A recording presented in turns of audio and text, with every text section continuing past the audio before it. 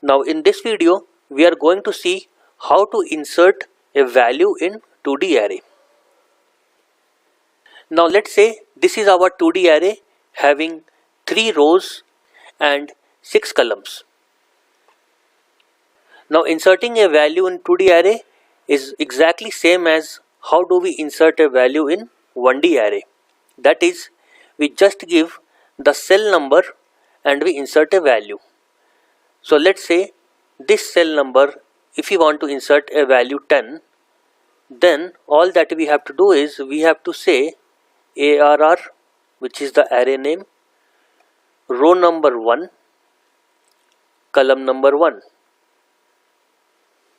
Similarly, if we want to insert, let's say 30 over here, then we'll say ARR, row number 2, column number 3. So you see that the way we insert a value in 2D array is exactly same as 1D array. The only exception is that we have to give one extra braces over here, and that is because we have to give the row number. Now let's see how does the algorithm of this operation looks like. So the algorithm is extremely simple. The name of the method is insert. It takes the array as an argument, value to be inserted, and the row number where do we want to insert, and the column number. So we say here if array row number and column number, if that cell is already occupied, then throw an error saying that it is already occupied. Else we insert a value in that row and column cell. Now one important thing to note here is that this is not a standard process here, that if there is any value in an array, we cannot override it and throw an error. We can always override it, but in my case I have assumed that we will not override any existing value to make the things simpler. But when you are doing your testing and doing your Java code, please implement it in both the ways. Fine, now let's see what is the time complexity of this operation. So checking if the cell number of a given array is blank or not, it is an order 1 operation because we did not go through all the cells in the array. Returning an error is again a constant time operation, else is a constant time operation, and inserting a value in a given cell is again a constant time operation. So when we sum up all these 4, we get order of 1. Now the space complexity is order of 1, and the reason is we might need a temporary variable, but that will not be in proportion to the size of the 2D array. Now that is all about inserting a value in a 2D array. Now let's go to the next operation. Now the next operation is traversal of a 2D array. Now what we mean by when we say traversal? Traversal means visiting each and every cell of the array. So let's say this is the array given to us having 3 rows and 6 columns. So traversing this array means we go to each and every cells and read the value of it.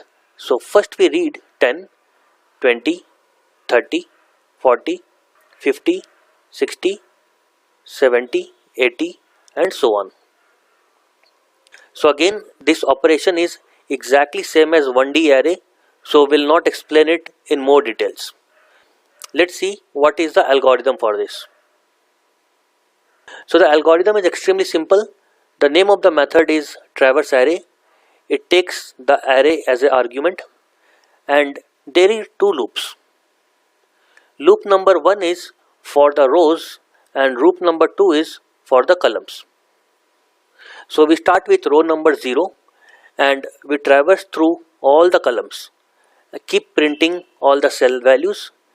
Then we go to row number 1 and visit all the columns in row number 1 and print the values. Finally, we'll go to row number 2, visit all the columns there and print the values.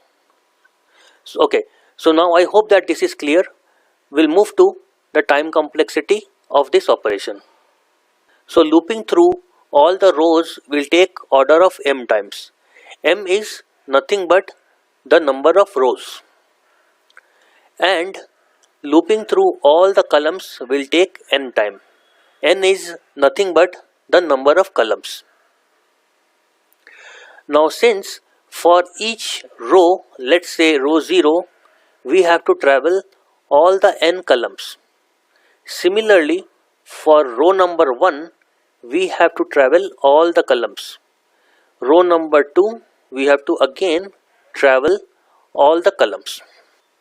So we see that the column has been accessed 3 times, which is exactly same as the number of rows, which is 3.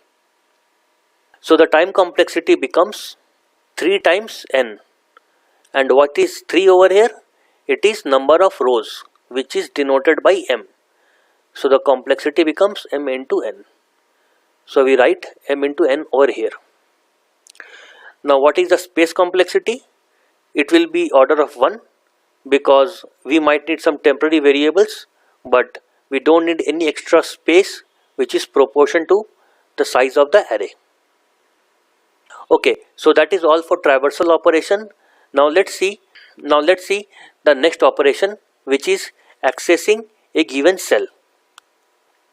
So as you would have already guessed that accessing a given cell's value is nothing but visiting a given cell and returning the value in that cell. So let's say if we are saying we want to visit this guy, what that means is we return the value of this guy. So we say 90. If we visit this cell, we return 40. Fine. So let's see how does the algorithm looks like. Extremely simple. So the method name is accessing cell number, and it takes array as an argument, row number and column number. And all it does is it returns the value contained in that row and column number. Now let's see what is the time complexity. Again, time complexity is very simple. It is just about returning a value in that row and column. So it is a constant operation. Hence, complexity of time is order 1. Similarly, space complexity will be order 1 because we are not using any extra space. Now let's see what is the next operation. So the next operation is searching a given value in 2D array. So similar to a 1D array, searching a given value is simple. So we start with row 0 and column number 0, which is this cell over here. And we keep going towards right in first row or the 0th row. If the value is found, then fine, we return. Else, we go to the next row and keep searching the value. If we find the value, we return. Else, we go to the third row and we keep searching for the value. If the value is not found, finally we return an error message saying that the value does not exist. So let's say if we want to find 40. So all that we have to do is we have to go here. Is it equal to 40? No. Is it equal to 40? No. Is it equal to 40? No. Is this equal to 40? Yes.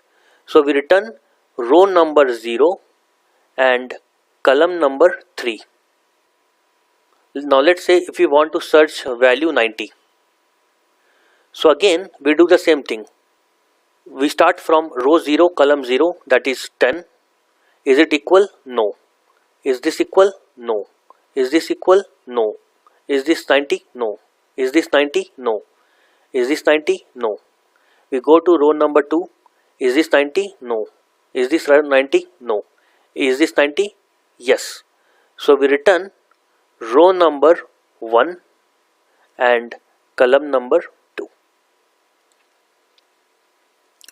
Now let's say if we want to search for value 100.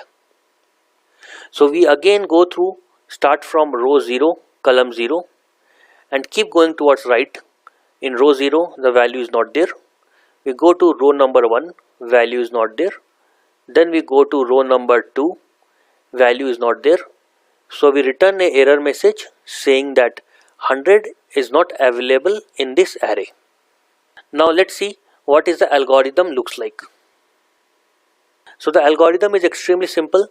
Name of the method is search in an array. It takes array as an argument and value to be searched.